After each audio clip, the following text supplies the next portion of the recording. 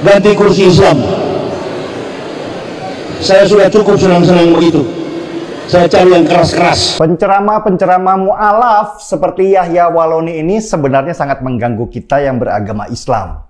Pernyataan-pernyataan kontroversialnya benar-benar membuat Islam seperti berada di titik terendah di dalam pemikiran. Waloni dengan seenak udelnya pernah bicara tentang bagaimana dia menabrak seekor anjing tanpa ada perasaan dosa hanya karena menganggap anjing itu najis. Padahal kalau Waloni mau belajar lebih dalam lagi tentang agama, kenajisan anjing dalam pandangan agama itu masih dipertanyakan. Karena bahkan di dalam Al-Quran sendiri, anjing dikatakan sebagai salah satu binatang yang masuk surga. Oke lah kalau Waloni menganggap anjing itu najis. Tetapi agama tidak mengajarkan kita untuk menyakiti makhluk hidup, apalagi binatang, meskipun dia dianggap najis. Toh disebutkan Islam sebagai agama rahmat bagi alam semesta kan? Binatang juga bagian dari semesta, seharusnya diperlakukan sebagaimana habitatnya. Si Waloni jelas kurang ngaji, tapi sudah digadang-gadang untuk ceramah di berbagai tempat. Gitu, dia mau lagi. Ya gimana? Daripada nggak punya apa-apa, tiba-tiba diundang ke berbagai tempat dengan amplop lumayan, ditambah penghargaan dan penghormatan. Siapa yang tahan? Apalagi sejenis Waloni yang dulunya bukan siapa-siapa, tiba-tiba diangkat menjadi seseorang. Pasti situasi itu dia manfaatkan. Sesudah masalah anjing, terus ada lagi cerita Yahya Waloni memisahkan kursi berdasarkan agamanya. Ada kursi yang Kristen dan ada juga kursi Islam.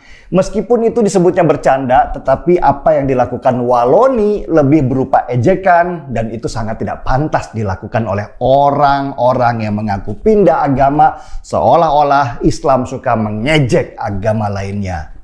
Dan model yang sama kita lihat dari banyak penceramah mu'alaf lainnya seperti Irene Handono, Felix Xiao, dan banyak lagi. Polanya sama, mereka mencari nafkah dari agama barunya. Tetapi apakah benar para mu'alaf seperti itu? Enggak juga. Banyak mereka yang mu'alaf jauh dari perilaku seperti para penceramah-penceramah itu. Seperti contohnya Deddy Corbuzier. Ketika pertama kali Deddy mengumumkan kepindahan agamanya, saya sempat kesal. Ngapain sih pindah agama aja mesti diumumin?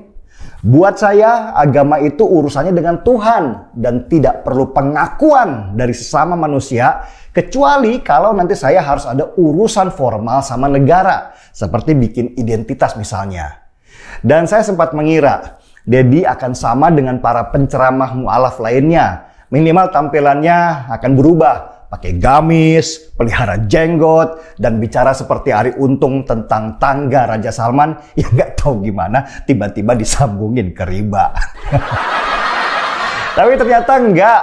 Deddy tetap Deddy. Dia dulu sama seperti dia kini. Nggak ada perubahan baik tampilan maupun sikapnya. Tetap ngehe, tetap menyebalkan, tapi itulah dia apa adanya. Kenapa ada perbedaan sikap antara mu'alaf seperti Yahya Waloni dan mu'alaf seperti Deddy Corbuzier?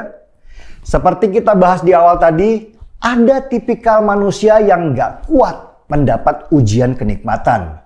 Ini ujian yang paling berat daripada ujian kesengsaraan. Kalau diberi ujian kesulitan, manusia pasti tidak akan lupa berdoa. Tetapi dikasih sedikit kenikmatan, biasanya kita pasti banyak lupanya. Yahya Waloni ketika berada di agama lamanya, dia bukan siapa-siapa dan bukan apa-apa. Baru ketika dia pindah agama, dia menemukan jualan yang tepat dengan menjelek-jelekan agama lamanya. Maka lama-lama dia dapat tempat di kalangan orang yang sedang masturbasi agama, yang mencari kenikmatan lewat cerita kejelekan-kejelekan tetangga. Jadilah Yahya Waloni seseorang di kelompok itu. Dianggap ustadz meski ilmunya belum seujung kuku. Yang terjadi adalah si buta menuntun si buta. Dan mulailah kebodohan berjamaah. Deddy Corbuzier sudah tidak membutuhkan pengakuan dan panggung seperti itu. Dia punya panggung sendiri dan model dakwahnya sendiri. Dengan gayanya yang sudah dia bangun selama ini. Dia tidak butuh amplop untuk ceramah di mana-mana seperti Yahya Waloni. Karena Deddy sudah mapan bahkan sebelum dia pindah agama.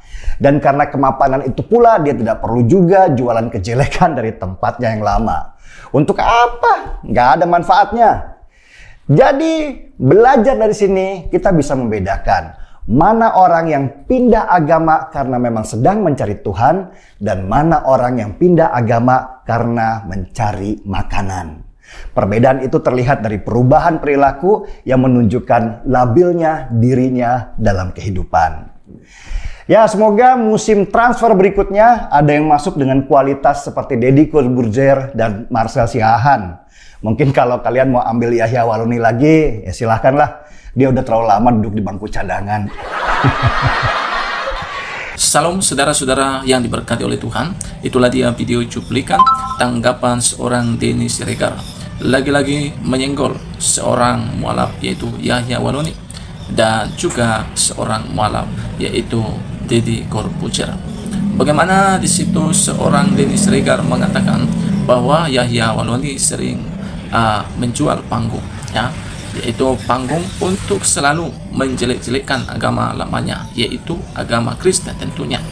Dengan cara inilah seorang Yahya Waloni bisa mendapatkan amplop. Berbeda dengan seorang Deddy Corbuzier, memang beliau sudah begitu terkenal ketika beliau sebelumnya belum jadi mualaf.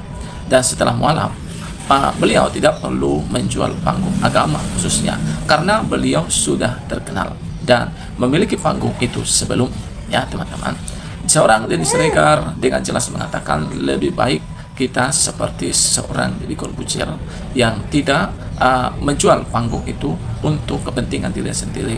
Tetapi seorang Deddy Corbuzier tetap masih sama, ya, dulu dengan sekarang masih tetap sama, dengan gayanya, dengan cara-cara ngomongnya dan lain-lain sebagainya masih tetap sama seperti dulu. Sedangkan Yahya Waloni begitu berubah drastis. Dulu ketika dia menjadi orang Kristen, dia itu tidak menjelek-jelekkan agama orang lain. Tetapi sekarang setelah dia menjadi mualaf, sekarang dia menjual agama, yaitu dengan menjelek-jelekkan agama kekristenan.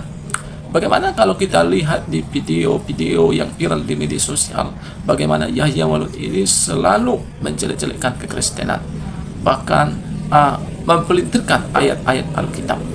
Nah, teman-teman, apakah pelajaran yang kita dapatkan di dalamnya? Pelajaran yang kita dapatkan di dalamnya adalah lebih baik kita itu adalah menjadi artinya orang yang biasa saja, yang tidak mengerti agama, tetapi hidup kita itu sangat-sangat bermanfaat dan tidak merugikan orang lain, daripada kita itu terkenal dan dikenal.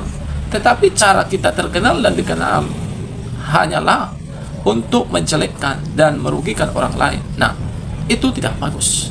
Jadi kiranya kita dimanapun kita berada, apapun agama, apapun suku, dan apapun ras kita, kita tidak perlu untuk mencari orang terkenal, untuk mendapat amplop, tidak perlu kita harus menjelekkan orang lain. Cukup kita ya hidup apa adanya, cukup kita orangnya seperti biasa, tetapi kita tidak menyakiti hati orang lain dan bahkan tidak merugikan pihak-pihak lain. Nah teman-teman, kiranya video yang saya bagikan ini boleh memberikan kepada kita pelajaran penting dan juga mencerdaskan kita semua, sehingga kita boleh bermanfaat bagi bangsa, bagi kota, dimanapun kita berada. Tuhan memberkati. Shalom.